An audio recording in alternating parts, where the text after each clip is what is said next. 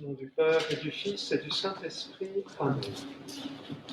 La grâce de notre Seigneur Jésus-Christ, l'amour de Dieu le Père et la communion du Saint-Esprit soient toujours avec vous et avec vous. Pitié, Seigneur, car je suis en détresse. Tu es mon Dieu, mes jours sont dans ta main. Délivre-moi de l'ennemi qui s'acharne. Préparons-nous à la célébration de l'Eucharistie en reconnaissant que nous sommes pécheurs. Je confesse à Dieu Tout-Puissant, je reconnais devant mes frères que j'ai péché en pensée, en parole, par action et par omission.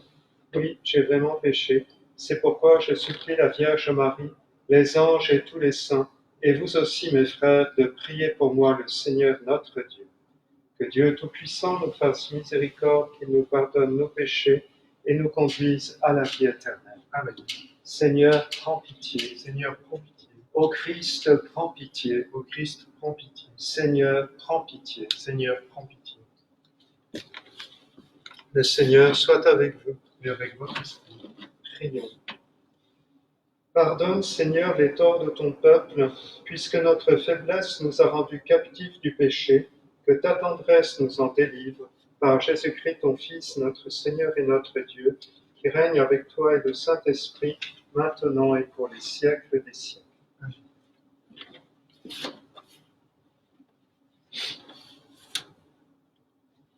Lecture du livre du prophète Jérémie. Moi, Jérémie, j'entends les calomnies de la foule. Dénoncez-le, allez le dénoncer, celui-là l'épouvante de tous côtés. Tous mes amis guettent mes faux pas, ils disent, peut-être se laissera-t-il séduire, nous réussirons et nous prendrons sur lui notre revanche. Mais le Seigneur est avec moi tel un guerrier redoutable. Les persécuteurs trébucheront, ils ne réussiront pas. Leur défaite les couvrira de honte, d'une confusion éternelle, inoubliable. Seigneur de l'univers, toi qui scrutes l'homme juste, toi qui vois les reins et les cœurs, fais-moi voir la revanche que tu leur infligeras, car c'est à toi que j'ai remis ma cause. Chantez le Seigneur, louez le Seigneur, il a délivré le malheureux de la main des méchants. Parole du Seigneur. Dans mon angoisse, j'appelais le Seigneur, il entend ma voix. Je t'aime, Seigneur, ma force, Seigneur, mon roc, ma forteresse, Dieu, mon libérateur, le rocher qui m'abrite, mon bouclier, mon fort, mon arme de victoire. Dans mon angoisse, j'appelais le Seigneur, il entend ma voix. Louange à Dieu, quand je fais appel au Seigneur, je suis sauvé de tous mes ennemis. Dans mon angoisse, j'appelais le Seigneur, il entend ma voix. Les liens de la mort m'entouraient, le torrent fatal m'emportait, des liens infernaux m'étreignaient, j'étais pris au piège de la mort. Dans mon angoisse, j'appelais le Seigneur, il entend ma voix. Dans mon angoisse, j'appelais le Seigneur, vers mon Dieu je lançais un cri, de son temple il entend ma voix, mon cri parvient à ses oreilles. Dans mon angoisse, j'appelais le Seigneur, il entend ma voix.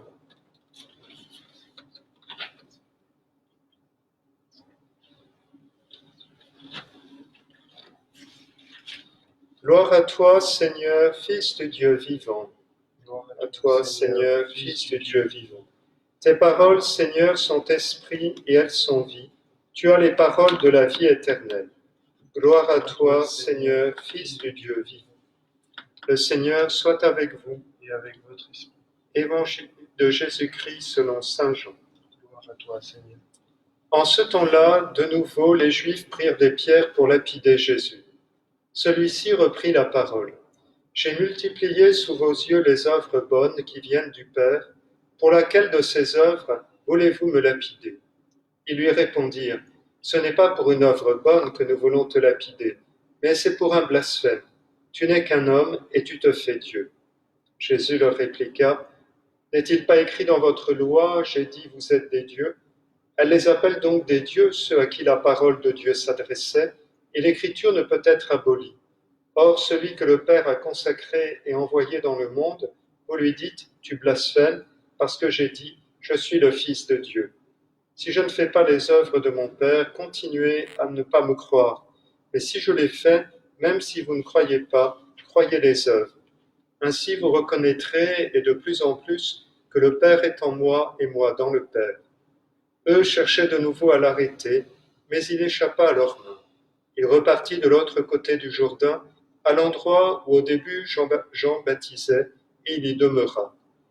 Beaucoup vinrent à lui en déclarant: Jean n'a pas accompli de signe, mais tout ce que Jean a dit de celui-ci était vrai. Et beaucoup crurent en lui. Acclamons la parole de Dieu.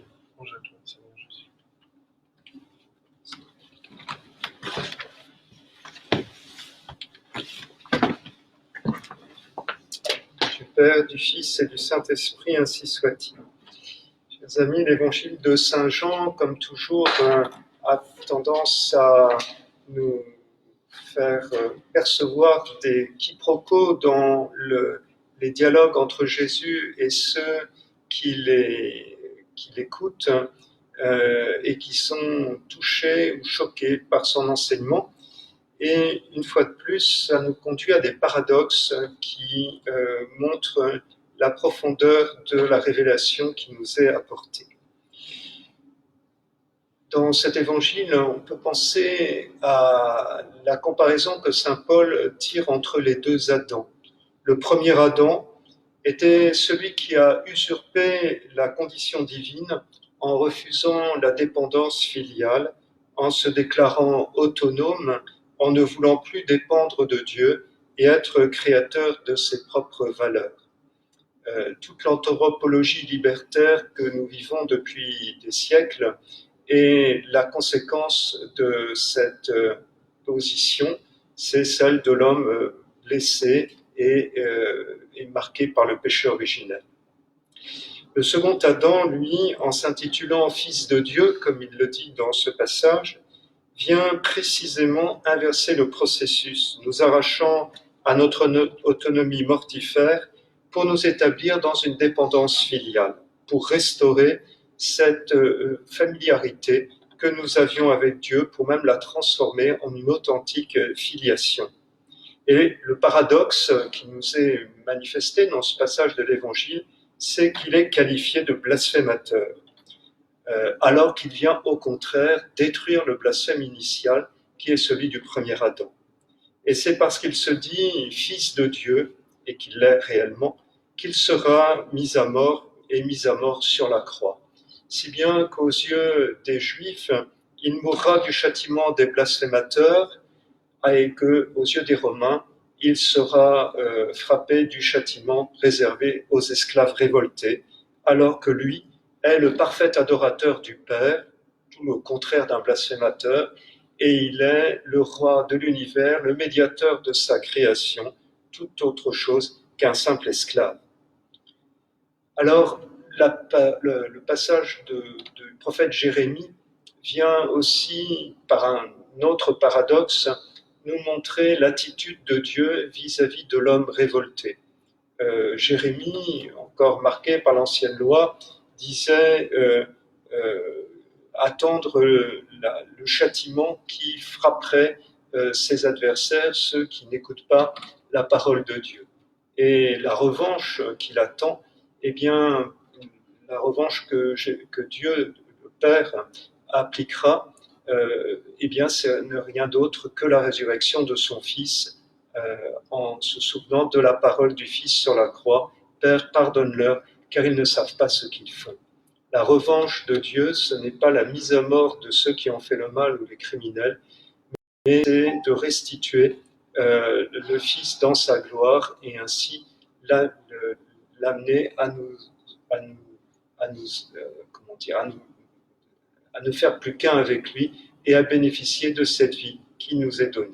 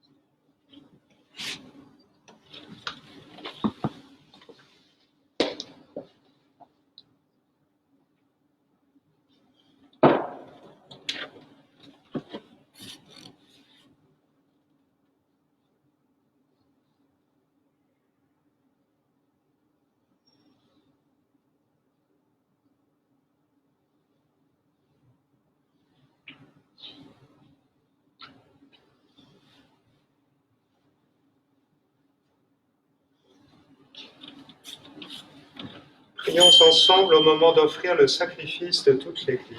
Pour la gloire de Dieu et le salut du monde.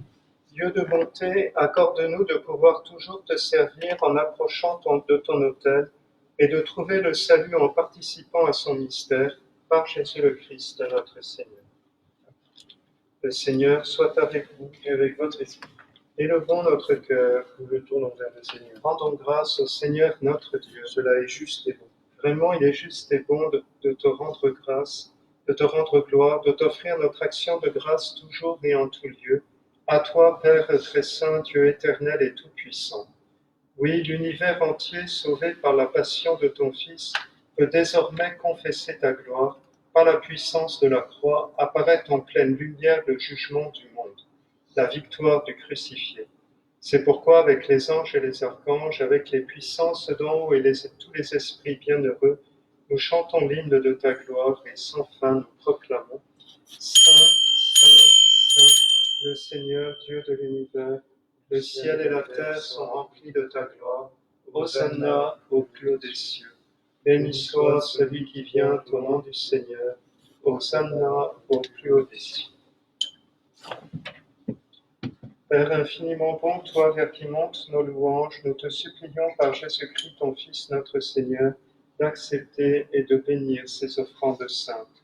Nous te les présentons avant tout pour ta sainte Église catholique.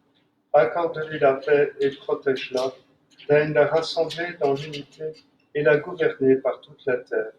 Nous les présentons en même temps pour ton serviteur, le pape François, pour notre évêque Michel, et tous ceux qui veillent fidèlement sur la foi catholique reçue des apôtres.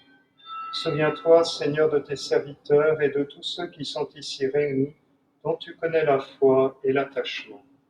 Nous t'offrons pour eux, ou ils t'offrent pour eux-mêmes et tous les leurs, ce sacrifice de louange pour leur propre rédemption, pour le salut qu'ils espèrent, et ils te rendent cet hommage à toi, Dieu éternel, vivant et vrai. Dans la communion de toute l'Église, nous voulons nommer en premier lieu la bienheureuse Marie, toujours vierge, mère de notre Dieu et Seigneur Jésus-Christ, Saint Joseph, son époux, les saints apôtres et martyrs, Pierre et Paul, André, Jacques et Jean, Thomas, Jacques et Philippe, Barthélemy et Matthieu, Simon et Jules, Clay, Clément, Sixte, Corneille et Cyprien, Laurent, Chrysogone, Jean et Paul, comme et Damien et tous les saints. Accorde-nous par leur prière et leur mérite d'être toujours et partout forts et de ton secours et de ta protection. Voici l'offrande que nous présentons devant toi, nous tes serviteurs et ta famille entière. Dans ta bienveillance, accepte-la. Assure toi-même la paix de notre vie. Arrache-nous à la damnation et reçois-nous parmi tes élus. Sanctifie pleinement cette offrande par la puissance de ta bénédiction. Rends-la parfaite et digne de toi, qu'elle devienne pour nous le corps et le sang de ton Fils bien-aimé, Jésus-Christ notre Seigneur. La veille de sa passion, il prit le pain dans ses mains très saintes, et les yeux levés au ciel vers toi, Dieu son Père Tout-Puissant, en te rendant grâce, il le bénit, le rompit, et le donna à ses disciples en disant, « Prenez et mangez-en tous, ceci est mon corps livré pour vous. »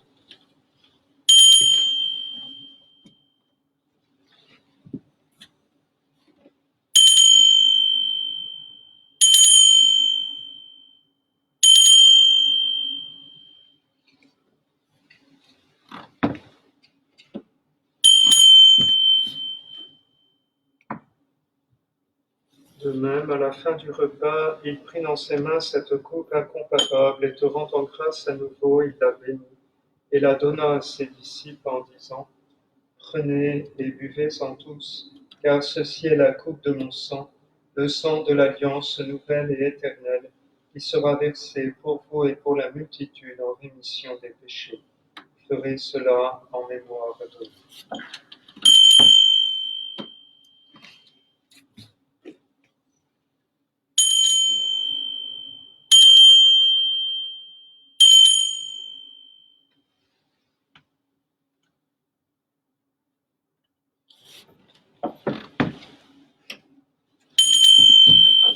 Il est grand, le mystère de la foi. Nous proclamons ta mort, Seigneur Jésus. Nous célébrons ta résurrection et nous attendons ta venue dans la gloire. C'est pourquoi nous aussi, tes serviteurs et ton peuple saint avec nous, faisant mémoire de la passion bienheureuse de ton Fils Jésus-Christ notre Seigneur, de sa résurrection du séjour des morts et de sa glorieuse ascension dans le ciel, nous te présentons, Dieu de gloire et de majesté, cette offrande, prélevée sur les biens que tu nous donnes, le sacrifice pur et saint, le sacrifice parfait, pain de la vie éternelle et coupe du salut. Et comme il t'a plu d'accueillir les présents d'Abel le juste, le sacrifice de notre père Abraham, et celui que t'offrit Melchisédek ton grand prêtre en signe du sacrifice parfait, regarde cette offrande avec amour et dans ta bienveillance accepte-la. Nous t'en supplions, Dieu Tout-Puissant, qu'elle soit portée par ton ange en présence de ta gloire sur ton autel céleste, afin qu'en recevant ici par notre communion à l'autel le corps et le sang de ton Fils, nous soyons comblés de ta grâce et de tes bénédictions par le Christ notre Seigneur. Souviens-toi de tes serviteurs qui nous ont précédés, marqués du signe de la foi et qui dorment dans la paix. Pour eux et pour tous ceux qui reposent en le Christ, nous implorons ta bonté, qu'ils entrent dans la joie, la paix et la lumière. Et nous, pécheurs, qui mettons notre espérance en ta miséricorde inépuisable, admets-nous dans la communauté des bienheureux apôtres et martyrs, de Jean-Baptiste, Étienne, Matthias et Barnabé, Ignace, Alexandre, Marcelin et Pierre, Félicité et Perpétue, Agathe, Lucie, Agnès, Cécile, Anastasie et de tous les saints. Accueille-nous dans leur compagnie sans nous juger sur le mérite, mais en accordant ton pardon par Jésus-Christ notre Seigneur. C'est par lui que tu ne cesses de créer tous ces biens, que tu les bénis, leur donnes la vie, les sanctifies et nous en fais le don. Par lui, avec lui et en lui, à toi, Dieu le Père Tout-Puissant, dans l'unité du Saint-Esprit, tout honneur et toute gloire pour les siècles des siècles. Amen. Comme nous l'avons appris du Sauveur et selon son commandement, nous osons dire: Notre Père qui es aux cieux, que ton nom soit sanctifié, que ton règne vienne, que ta volonté soit faite sur la terre comme au ciel. Donne-nous aujourd'hui notre pain de ce jour. Pardonne-nous nos offenses comme nous pardonnons aussi à ceux qui nous ont offensés. Et ne nous laisse pas entrer en tentation, mais délivre-nous du mal. Délivre-nous de tout mal, Seigneur, et donne la paix à notre temps. Par ta miséricorde, libère-nous du péché. Rassure-nous devant les épreuves en cette vie, où nous espérons le bonheur que tu promets et l'avènement de Jésus-Christ, notre Sauveur. C'est à toi qu'appartiennent le règne, la puissance et la gloire, les siècles des siècles. Seigneur Jésus-Christ, tu as dit à tes apôtres: Je vous laisse la paix, je vous donne la paix. Ne regarde pas nos péchés, mais la foi de ton Église. Pour que ta volonté s'accomplisse, donne-lui toujours cette paix et conduis-la vers l'unité parfaite, toi qui règnes pour les siècles des siècles. Que la paix du Seigneur soit toujours avec vous Et avec votre esprit.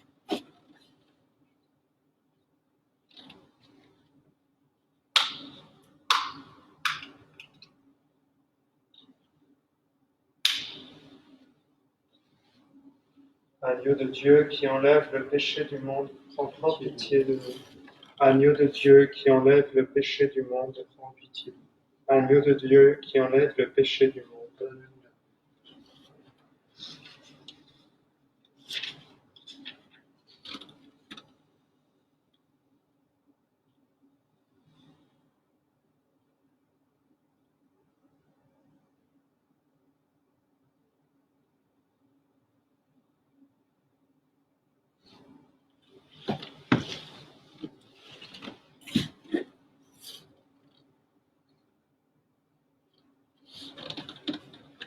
Heureux les invités au repas du Seigneur, voici l'agneau de Dieu qui enlève le péché du monde. Seigneur, je ne suis pas digne de te recevoir, mais dis seulement une parole et je serai guéri.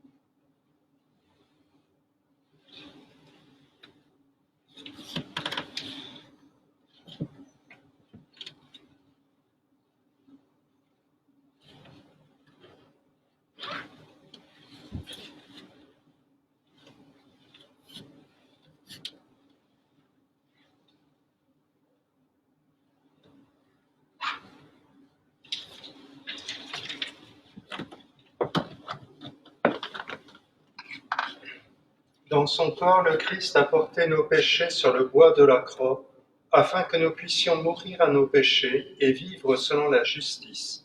C'est par ces blessures que vous avez été guéris. Le Seigneur soit avec vous. Et avec votre esprit. Prions. Que la force de cette communion, Seigneur, ne nous abandonne jamais, qu'elle écarte loin de nous tout ce qui pourrait nous perdre par Jésus le Christ, notre Seigneur. Le Seigneur soit avec vous. Et avec votre esprit. Que Dieu Tout-Puissant vous bénisse, le Père, le Fils et le Saint-Esprit.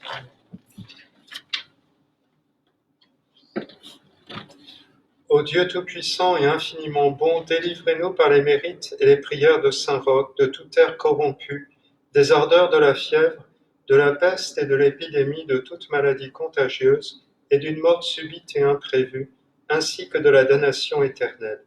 Nous vous en prions par Jésus-Christ notre Seigneur, qui vit et règne avec vous dans l'unité du Saint-Esprit, Dieu pour les siècles des siècles. Saint Roch, qui est préservé de toute peste et de toute maladie contagieuse, priez pour nous.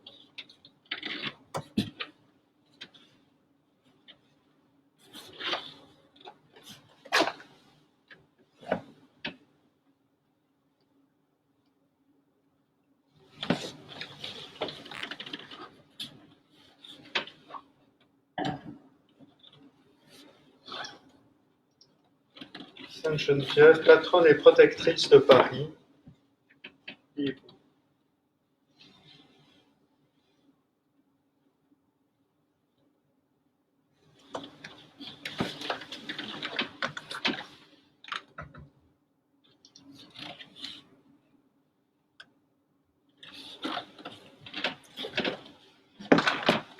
je vous salue Marie, pleine de grâce, le Seigneur est avec vous. Vous êtes bénie entre toutes les femmes, et Jésus, le fruit de vos entrailles, est béni. Sainte Marie, Mère de Dieu, priez pour nous pauvres pécheurs, maintenant et à l'heure de notre mort.